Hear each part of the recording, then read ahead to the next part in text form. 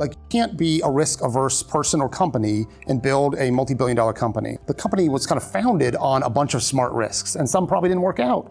And yet the company still is very successful by lots of definitions. That's not accidental, and it's not zero risk. I've always been fascinated with how people think, how their thinking leads to behavior. I was always interested in helping people through the use of psychology. When I got into the leadership consulting side of things, the transition was I wanted to help people go from kind of good to great. When you think about someone who you've worked for, who's done a great job of helping you take smart risks, there's the first easy step might be like, well, what did they do? They asked me these 3 questions every time I came to them with a new idea. So like we can, cheat from others who do things well, right? And that's part of what we're gonna learn from each other. Because I bet there'll be some overlap and there'll be some things you never thought about once we go through all 4 teams. Adapting to the scale of the job is a common challenge, and kind of focusing your time on the right activities.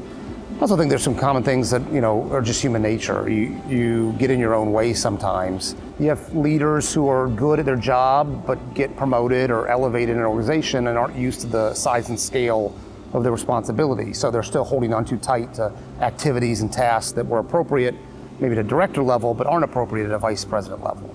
If you destroy the associate experience over the next 5 to 10 years, you will destroy more than $1 billion in value of the company. I guarantee it.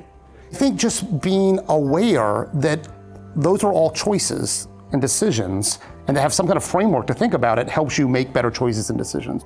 So control what you can control. And then you have a bit of a checklist at that point. I can do these things and I'm gonna do them, right? Or do them better, or do them more often. A lot of people struggle to balance motivating their people with driving results, but helping leaders find a sweet spot between driving the results that the organization expects and sustaining that performance over time. If you can hit that sweet spot, you not only get short-term performance, but you also set up a culture and a norm and an expectation for the people that work for you and around you that this is a sustainable level of performance because they enjoy working for you and for the company because of that good leadership.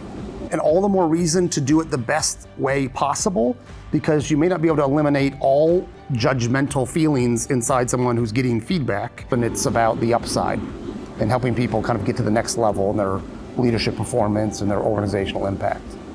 If you're a leader and you're ineffective, not only are you not delivering for your organization, but also you're not delivering for your team. So if you're growing and developing your people and helping them perform at the highest levels, then they're having their best version of work. All good leaders should care about their people as much as they care about their performance.